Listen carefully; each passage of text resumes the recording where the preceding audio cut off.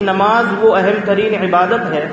کہ جب اسے فرض کرنا چاہا اللہ تعالیٰ نے اپنے بندوں پر تو اسے عام طریقے سے اس کا حکم اتارنے کے بجائے پہلے اپنے پیارے حبیب علیہ الصلوۃ والسلام کو اپنی ملاقات کا شرف عطا فرمایا اور اپنے پاس اپنے قرب خاص میں بلا کر کے اپنے پیارے محبوب صلی اللہ تعالی علیہ وسلم کو اس عبادت یعنی نماز کا تحفہ عطا فرمایا۔ تو یہ دوسری عبادتوں سے اس لیے ممتاز ہے اور خاص ہے۔ تمام عبادتوں کا حکم نماز کی طرح اس لیے نہیں ہے کیونکہ تمام عبادتیں زمین پر اللہ تعالیٰ حکم اتار کر کے ان کی فرضیت کا حکم نازل فرماتا رہا، اور جب نماز کی فرضیت کا حکم دینا ہوا تو اللہ تعالیٰ نے اپنے محبوب کو بلا کر کے اپنی بارگاہ میں تحفے کے طور پر اس عبادت کو عطا فرمایا۔ تو یہ عبادت اللہ تعالیٰ کی جانب سے اللہ کے محبوب صلی اللہ تعالیٰ علیہ وسلم کے لیے عظیم ترین تحفہ ہے اور معراج میں ملنے والا تحفہ ہے۔ اس ملاقات میں اللہ تعالیٰ نے اپنے پیارے حبیب علیہ الصلوۃ والسلام کو اپنی امت کے لیے یہ تحفہ عطا فرمایا۔ اور اب سورہ حج کی آیت نمبر 77 ہے، اس میں اللہ تعالیٰ یہ حکم ارشاد فرما رہا ہے ایمان والوں سے۔ فرمایا یا ایھا الذین آمنوا ارکعوا، اے ایمان والو رکوع کرو، واسجدوا سجدے کرو۔ رکوع اور سجدہ نماز کا اہم رکن ہے، تو نماز کے دو اہم رکن کی جانب اللہ تعالیٰ نے ان کا نام لے کر کے گویا کہ پوری نماز کا حکم ارشاد فرما دیا۔ رکوع اور سجدہ کرو، تو رکوع بھی نماز میں ہوتا ہے، سجدہ بھی نماز میں ہوتا ہے۔ تو رکوع اور سجدہ کرنے کا مطلب یہ ہے کہ نماز پڑھو، نماز قائم کرو۔ تو اللہ تعالیٰ نے فرمایا کہ اے ایمان والو رکوع کرو اور سجدے کرو، وَاعْبُدُوا رَبَّكُمْ، اور اپنے رب کی عبادت کرو، وَافْعَلُوا الْخَيْرَ،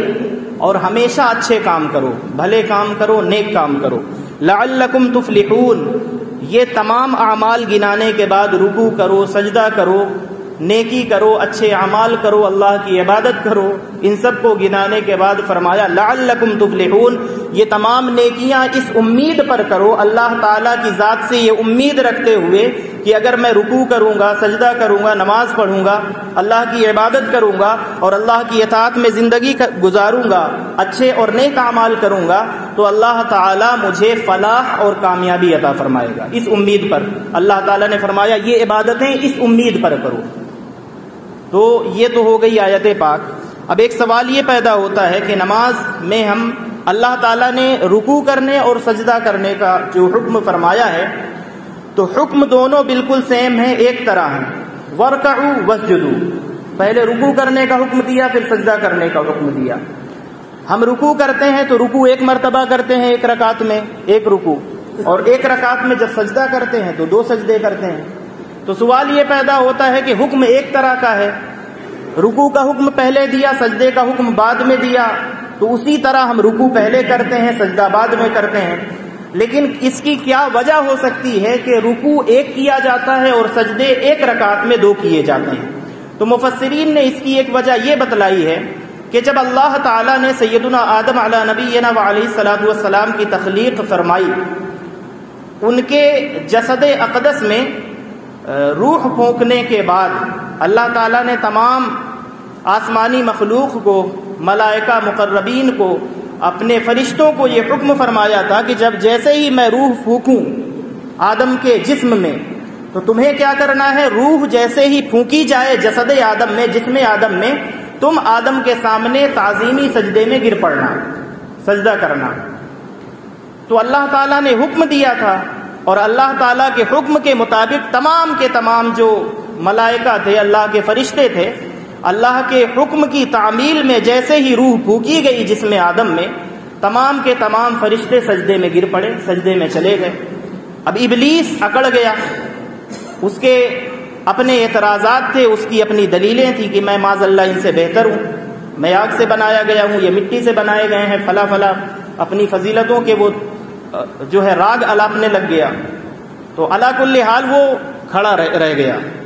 تمام فرشتے سجدے میں حضرت آدم علیہ الصلوۃ والسلام کے سامنے ہیں، اور ایک جو شخص اکڑ گیا، کھڑا رہ گیا اور اللہ تعالیٰ کے حکم کی خلاف ورزی کرنے لگ گیا، وہ ابلیس تھا۔ تو جب فرشتوں نے سجدہ کر لیا، سجدہ ان کا مکمل ہو گیا، تو سجدہ کرنے کے بعد جب اس سجدے سے سر اٹھایا تو سر اٹھانے کے بعد انہوں نے دیکھا کہ ابلیس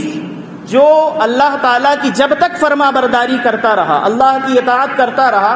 تو بہت ہی حسن و جمال والا تھا، بڑا خوبصورت تھا اور بہت ہی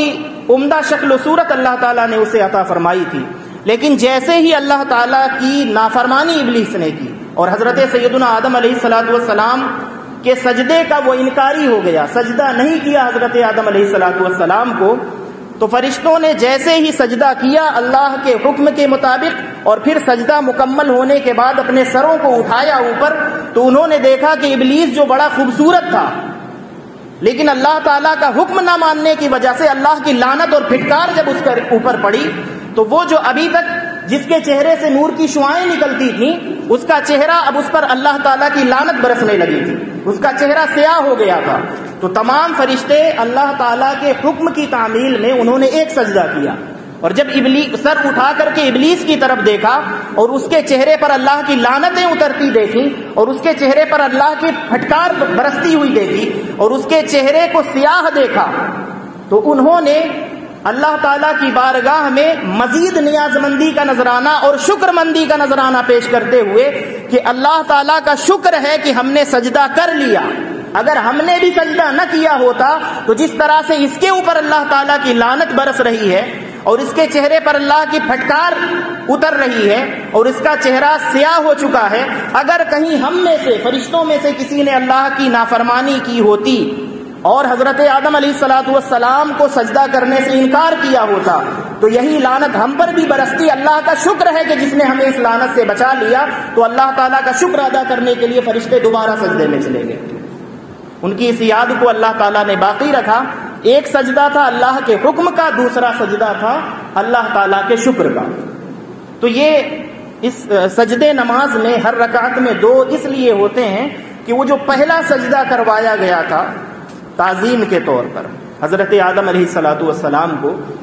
تو اس سجدے میں فرشتوں نے جو سجدہ کیا تھا اللہ کے حکم کے مطابق، ان کے سجدوں کی یاد کو باقی رکھنے کے لیے اللہ تعالیٰ نے نماز میں دو سجدے باقی رکھے۔ بے نمازی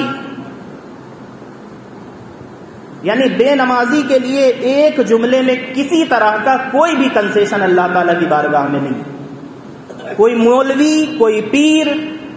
اور بڑا سے بڑا کوئی کتنا بھی بڑا بزرگ ہو، اس کے ہاتھ میں یہ اختیار اللہ تعالیٰ نے عطا ہی نہیں فرمایا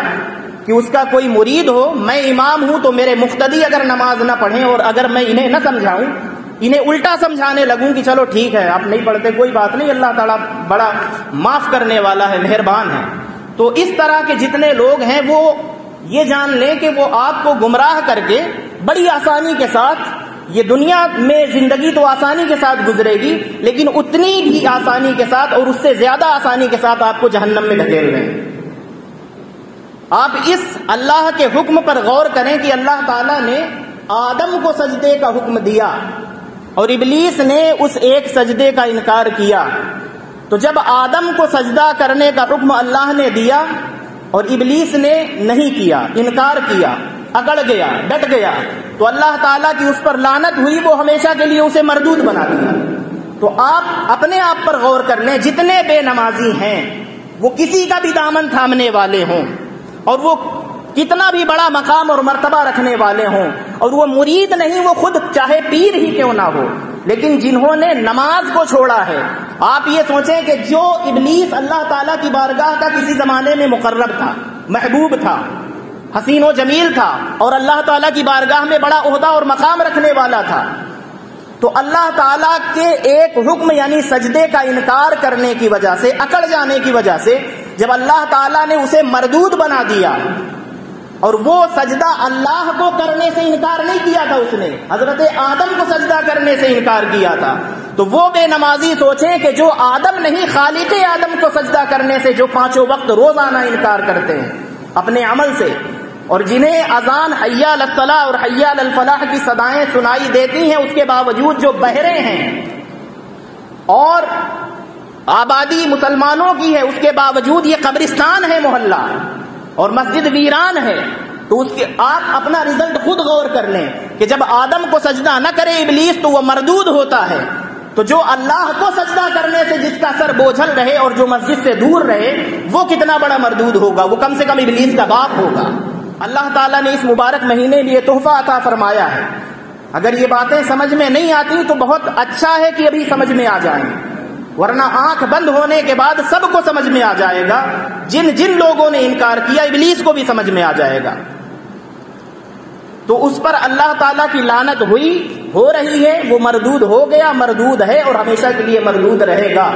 آدم کو سجدہ نہ کر کے تو خالق آدم کو اور آدم کے رب کو سجدہ کرنے سے جو پانچوں وقت انکار کرتے ہیں، نہیں کرتے ہیں،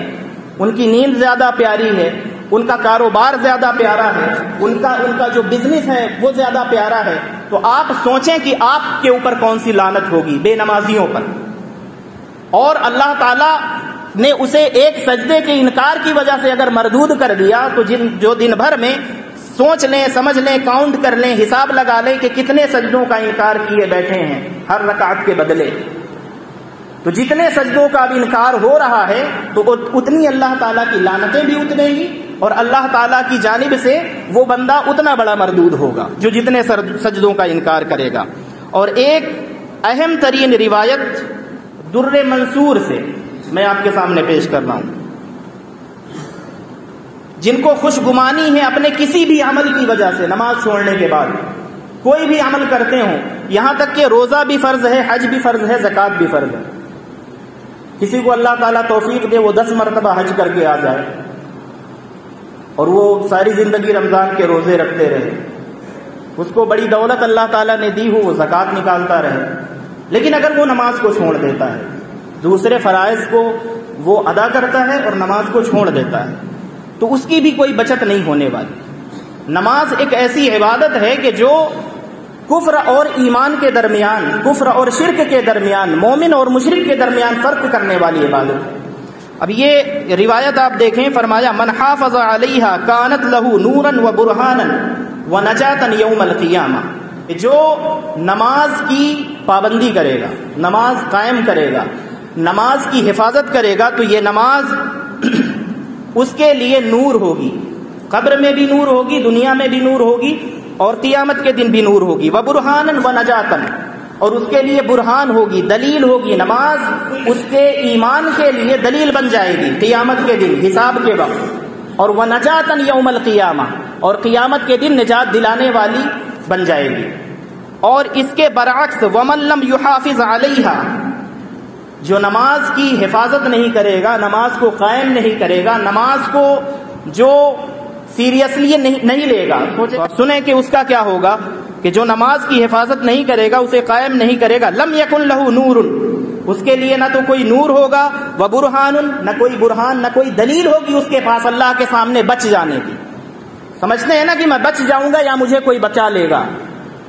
تو اس روایت سے آپ یہ سمجھیں کہ یہ فرمایا گیا کہ اس کے لیے کوئی نجات کا راستہ نہیں ہوگا، کوئی دلیل نہیں ہوگی۔ وَكَانَ يَوْمَ الْقِيَامَةِ مَعَ فِرْعَوْنَ وَحَامَانَ وَأُبَيِّ بْنِ خَلْفَ، یہ اتنے اچھے اچھے لوگوں کا ساتھ نصیب ہوگا قیامت کے دن، دماغ ٹھیک ہو جائے گا اور بخار اتر جائے گا کہ قیامت کے دن لوگ سوچتے ہیں نا، ہر آدمی یہ امید کرتا ہے نیک لوگوں کا ساتھ ملے، اولیاء اللہ کا ساتھ ملے، مجھے میرے پیر کا، میرے شیخ کا ساتھ ملے، کسی عالم اور فاضل کا ساتھ ملے، کسی بھی اللہ کے نیک بندے کا دامن مل جائے، اس دن بیڑا پار ہو جائے گا۔ لیکن بے نمازیوں سنو، اور جو حی علی الصلاح اور حی علی الفلاح کی آواز پر بہرے ہو جانے والوں سنو، حضور پاک علیہ الصلوۃ والسلام نے نماز کی جو اہمیت کو اجاگر فرمایا ہے، تو اپنے کان میں اگر میری آواز جا رہی ہے تو اسے دل تک اترنے دو، اور اگر عمل کر سکتے ہو تو عمل کر لو۔ حضور پاک علیہ الصلوۃ والسلام نے اسی مبارک مہینے میں یہ عظیم ترین تحفہ عطا فرمایا تھا، اور اگر بے شرمی اور بے حیائی کی انتہا ہو گئی ہے تو پھر سنو، حضور پاک علیہ الصلوۃ والسلام نے نماز کی اہمیت کو کتنا اجاگر فرمایا۔ جو نماز ترک کرے گا، نماز پر توجہ نہیں دے گا، نماز قائم نہیں کرے گا، وَيَوْمَ الْقِيَامَةِ مَعَ فِرْعَوْنَ وَحَامَانَ وَأُبَيِّ بْنِ خَلْفَ، وہ قیامت کے دن فرعون کے ساتھ اٹھے گا، حامان کے ساتھ اٹھے گا، فرعون کے وزیر کے ساتھ، اور ابی ابن خلف دشمن رسول کے ساتھ اٹھے گا۔ تو حضور کی شفاعت اگر قیامت کے دن چاہیے تو امام حسین کے سجدے کو کم سے کم یاد کرتے ہوئے اپنے سروں کو اللہ کی عبادت سے اور اللہ کے سجدوں سے آباد کرو، اللہ کے گھر کو آباد کرو. نہیں یہ نہ سوچنا کہ ہم امام حسین کا صرف نام لے کر کے جنت میں چلے جائیں گے. یہ روایت کچھ بتلا رہی ہے. ابی ابن خلف کے ساتھ، دشمن رسول کے ساتھ حشر کیا جائے گا، فرعون کے ساتھ اٹھایا جائے گا قیامت کے دن، فرعون کے بدبخت وزیر حامان کے ساتھ حشر کرے گا اللہ تعالیٰ. تو بے نمازیوں اس دن تمہیں کون بچائے گا؟ یا تو رسول کے ساتھ نماز پڑھ کر کے کھڑے ہو جاؤ، یا آل رسول کے ساتھ کھڑے ہو جاؤ کربلا کو یاد کر کے. اور اگر یہ ساری چیزیں یاد نہیں ہیں اور نماز چھوڑنا ہی اپنا آپ نے شیوا اگر بنائے رکھا اور اپنے آپ کو سدھارنے کی کوشش نہیں کرتے، تو پھر یہ الفاظ یاد رکھیں کہ فرعون، حامان اور ابی ابن خلف، 3 لوگوں کا نام لیا گیا ہے. کہنے کا مطلب یہ ہے کہ اللہ کے دشمنوں کی صف میں اٹھایا جائے گا. یہ جھنجھوڑنے کے لیے اور سختی کے ساتھ میں نے آپ کو سمجھا دیا، کیونکہ یہ مسئلہ ایسا ہے کہ اس میں مکھن پالش لگا کر کے یعنی ہر طریقے سے سمجھا لیا گیا کہ آ جاؤ اللہ کے گھر کو آباد کرو. اتنی بڑی مسجد بنائی کیوں تھی آپ نے؟ جب آپ کو نماز پڑھنا ہی نہیں ہے تو اتنی بڑی مسجد کیوں اتنا پیسہ برباد کیا؟ جب ایک صف پوری نہیں ہوتی تو ایک ہی صف کافی تھی نا. اتنی صف کافی ہے نماز پڑھنے کے لیے 5 وقت. اور جب 5 وقت نہیں آتے تو آ جانے کی کیا ضرورت تھی؟ جب ابی ابن خلف کے ساتھ ہی اٹھنا ہے قیامت کے دن، فرعون کے ساتھ اٹھنا ہے، حامان کے ساتھ اٹھنا ہے، تو کیا ضرورت تھی آ جانے کی؟ تو اگر میری بات اگر سمجھ میں آ رہی ہے، حضور کا فرمان سمجھ میں آ رہا ہے، نماز کی اہمیت سمجھ میں آ رہی ہے، اللہ کے عطا کردہ تحفے کی کوئی قدر اگر ابھی دل میں پیدا ہوئی ہے، تو میں یہ کہتا ہوں اور تم سے بھیک مانگتا ہوں تمہارا امام ہو کر کے. تمہارا نذرانہ تو چاہیے نہیں، اور میں یہ یقین رکھتا ہوں کہ مجھے کوئی دینے لائق بھی نہیں ہے. مجھے اللہ تعالیٰ نے وہ نوازا ہے کہ میں تمہیں خیرات دے رہا ہوں. تو سمجھو اس بات کو، ورنہ قیامت کے دن میں خود تمہارے خلاف گواہ بن جاؤں گا. تمہیں پتا نہیں ہے، میں نے آپ کو سمجھایا، آپ میری بات نہیں مانیں گے تو کیا میں آپ کا ساتھ دوں گا قیامت کے دن؟ اور یہ گارنٹی نہیں کہ میں بھی بخشا جاؤں. اللہ تعالیٰ سے بس یہی دعا ہے کہ وہ ہم سب کی نجات کا راستہ کوئی نکال دے. لیکن اس بات کو سمجھیں، یہ آسان مسئلہ نہیں ہے، یہ دارالامتحان ہے اور ہم امتحان گاہ میں ہیں، تو اسے اتنا آسان نہ لے. بس اتنی سی ریکویسٹ ہے کہ دیکھیں یہ حضور کی معراج کا مہینہ ہے اور اللہ تعالیٰ نے اپنے محبوب کو معراج میں بلا کر کے نماز کا تحفہ عطا فرمایا ہے. تو آپ سب سے، جوان، بوڑھے، بچے، جو اللہ کے گھر میں آ کر کے جماعت کے ساتھ نماز ادا کر سکتے ہیں، ان سے بس اتنی سی درخواست ہے کہ آپ کے پاس جو وقت ہے، جس نماز میں حاضر ہونے کا وقت ہے 5 وقت میں سے، تو وقت نکال کر کے 1 وقت، 2 وقت، 1-2 نماز میں آنا شروع کریں. آپ اللہ کی جانب 1 قدم بڑھا کر کے آئیں گے تو اللہ تعالیٰ اپنی جانب آنے کے لیے آپ کے لیے راستہ آسان فرمائے گا. بس اتنی سی گزارش ہے کہ اس ماہ مبارک میں اپنے اللہ کے گھر کو سجدوں سے آباد کریں. جب آپ کوشش کریں گے تو اللہ تعالیٰ آپ کے لیے راستہ آسان فرمائے گا. اللہ تعالیٰ کی بارگاہ میں یہ دعا ہے کہ مولا کریم اپنے پیارے محبوب علیہ الصلوۃ والسلام کو ملنے والے اللہ کی جانب سے اس عظیم تحفے کی ہم سب کو قدر کرنے کی توفیق عطا فرمائے اور ساری زندگی نماز قائم کرنے کی، نماز قائم رکھنے کی اور اس سجدے کی حفاظت کر کے اس دنیا سے جانے کی توفیق عطا فرمائے. وما توفیقی الا باللہ، وآخر دعوانا الحمد للہ رب العالمین. السلام علیکم ورحمۃ اللہ.